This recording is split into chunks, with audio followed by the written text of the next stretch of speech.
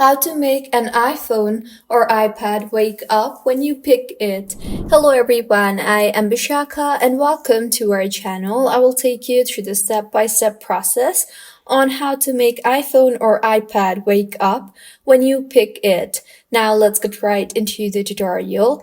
When you raise your iPhone to look at it, it automatically wakes this lock screen.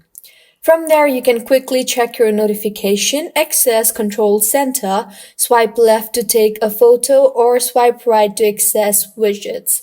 So to do that, go ahead and launch the Settings application on your device. Scroll down and you will see the option for display and brightness. Tap on that. Scroll down again and you will see the option for raise to wake. Go ahead and toggle on the button for raise to wake, and now every time you pick your phone up, your iPhone screen will turn on automatically.